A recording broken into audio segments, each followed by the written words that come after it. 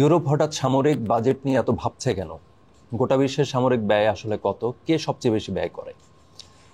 এই যে সামরিক ব্যয়ের প্রশ্নটি নতুন করে উঠছে, এখানে আসলে কোন সংকটটি আসলে সামনে চলে আসছে বারবার?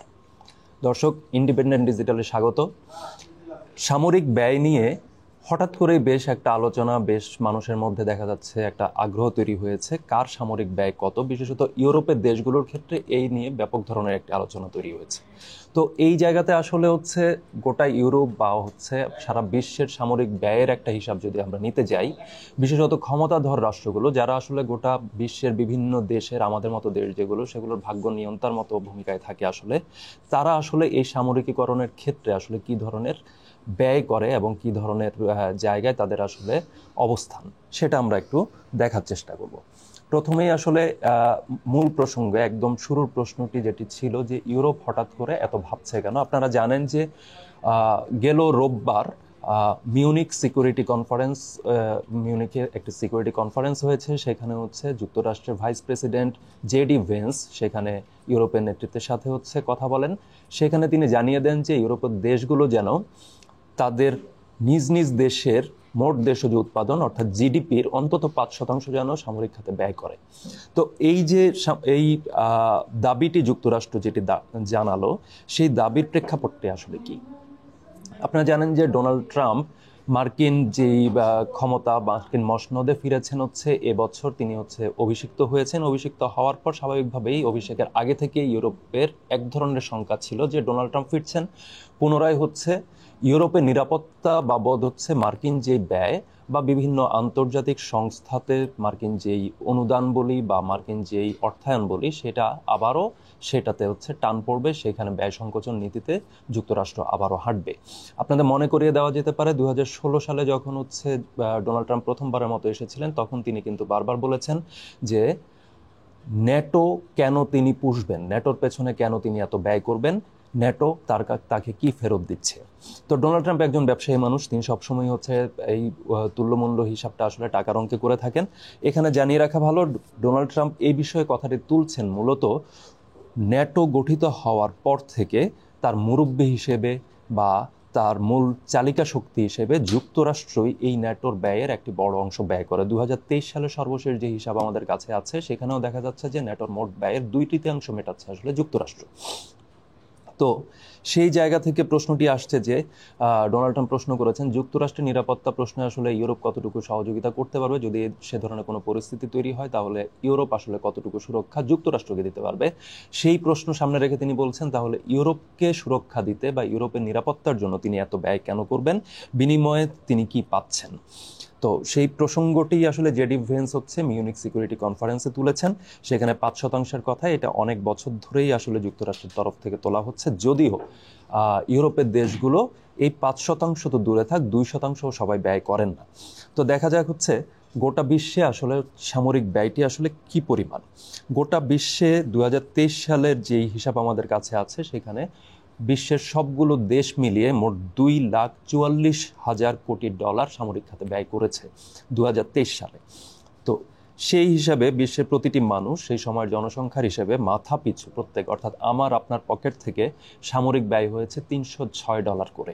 অর্থাৎ আমরা নিজের অজান্তেই কিন্তু বিশ্বের বিভিন্ন অঞ্চলে চলা সংঘাত বা যুদ্ধ, সেটা ইউক্রেন হোক, গাজা হোক বা যে কোনো যুদ্ধ বলি বা শান্তিরক্ষা মিশন বা সেই ধরনের জায়গাগুলোতে আমরা কিন্তু এই ব্যয়টি করে আসছি। এই সামরিক ব্যয় আসলে কি?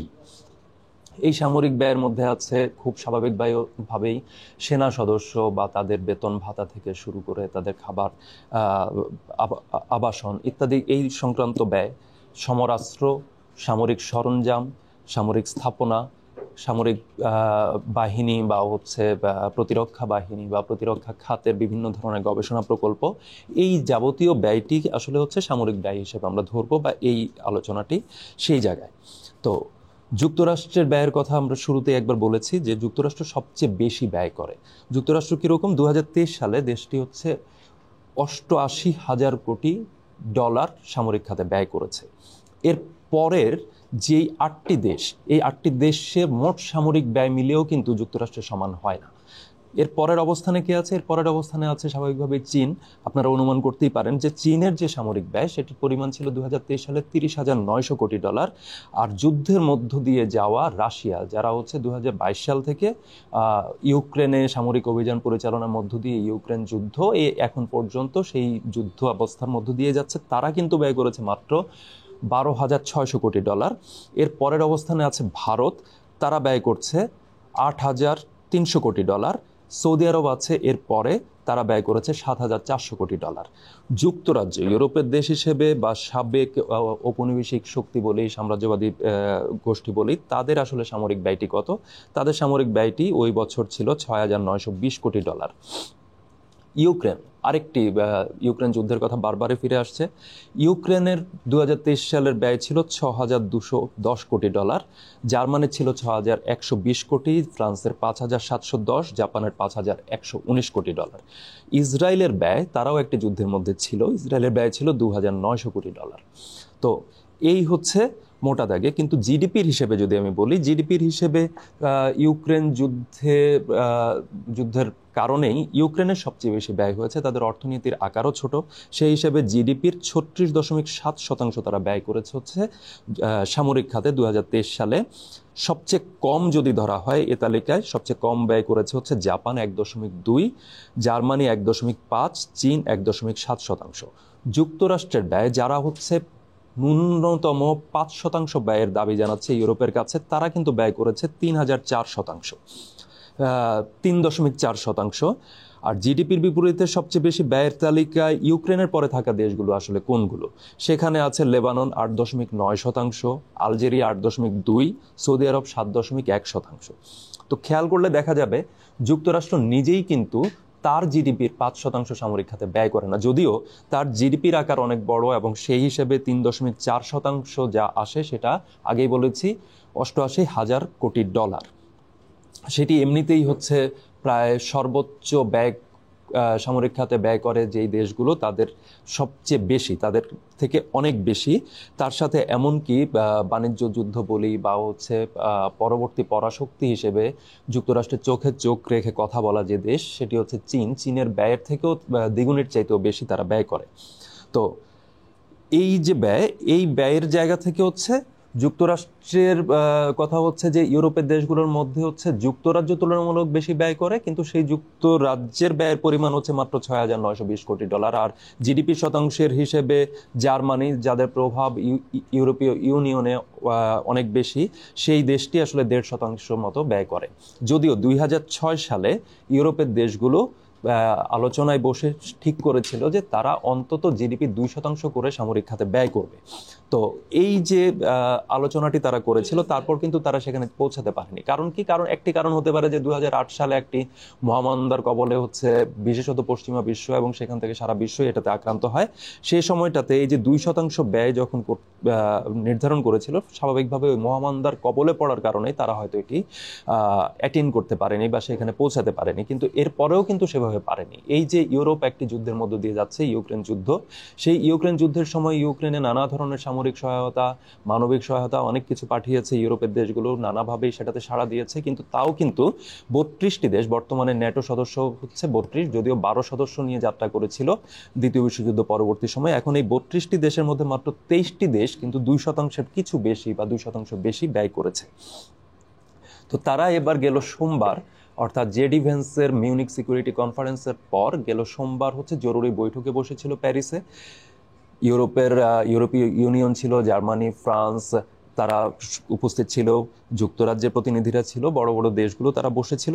তারা নির্ধারণ করেছিল যে তাদের সামরিক ব্যয়টা বাড়াতে হবে। কথা হচ্ছে কেন এই সামরিক ব্যয় বাড়ানোর প্রসঙ্গটি আসছে, এখানেই হচ্ছে মূল কথা যে সংকটটি আসলে কোন জায়গায় তারা অনুভব করছে। তারা দেখেছে যে প্রথম বিষয়, আগে বলেছি, ডোনাল্ড ট্রাম্প এসেছেন, এটাই একটা আসলে তাদের শঙ্কিত হওয়ার জন্য একটা বড় কারণ ডোনাল্ড ট্রাম্প বরাবরই সেই পরীক্ষিত মিত্র বা সেই নতুন বিশ্ব ব্যবস্থা, যেটা হচ্ছে দ্বিতীয় বিশ্বযুদ্ধের পর যেটা হলো একনৈর বিশ্ব কাঠামোর মধ্য দিয়ে যেটা প্রবর্তন হলো, সেইখানে যে ইউরোপীয় মিত্র দেশগুলোকে এক ধরনের ব্ল্যাঙ্ক চেক দেওয়া, যে তোমাদের নিরাপত্তা গ্যারান্টি আমি দিব, সেই নিরাপত্তা গ্যারান্টিটি তিনি আসলে আর ক্যারি করতে চান না। তিনি সরাসরি এই কথাটি বিভিন্নভাবে বলেছেনও, কিন্তু সেটি এখন পর্যন্ত ইউরোপকে এই প্রশ্নেই আসলে ভীষণভাবে শঙ্কিত করে তুলেছে।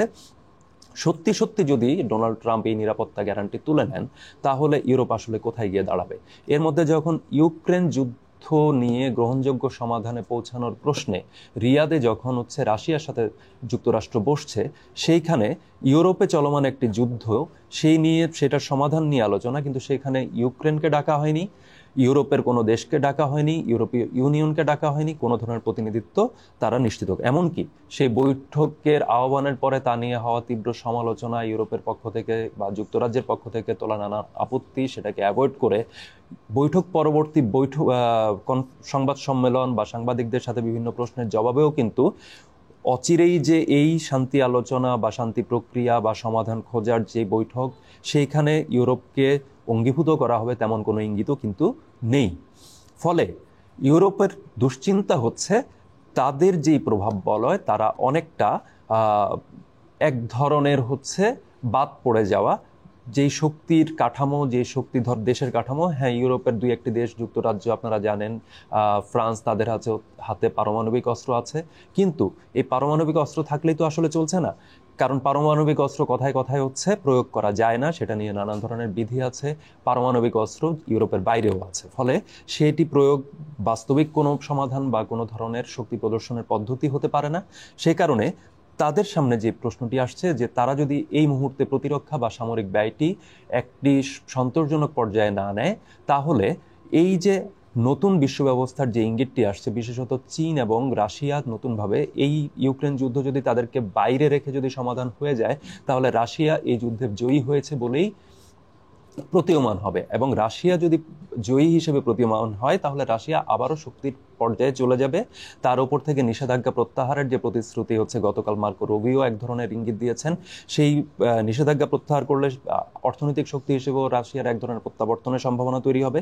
তো সেক্ষেত্রে ইউরোপ আসলে কোথায় গিয়ে দাঁড়াবে, এই প্রশ্নটিই আসলে তাদের ঝুঁকি নিয়ে বা আশঙ্কা নিয়ে ভাবতে বাধ্য করছে, এবং এই প্রশ্নটি তাদেরকে বাধ্য করছে সামরিক ব্যয় থেকে শুরু করে যাবতীয় বিষয়গুলো নতুনভাবে চিন্তা করা। অস্তমিত ব্রিটিশ সূর্য বলি বা অস্তমিত ইউরোপীয় সাম্রাজ্য বলি, সেই সাম্রাজ্য আসলে কতদিন নতুনভাবে তারা যেই সম্মান বা যে ধরনের প্রভাব বিস্তারের ক্ষমতা রাখে এখনো পৃথিবীতে, সেইটি আসলে কতদিন চালিয়ে যেতে পারবে, সেই প্রশ্নটি আসলে অনেকখানি নির্ভর করছে এই প্রশ্নটির মীমাংসার উপরে। ধন্যবাদ দর্শক, আজ এই পর্যন্ত।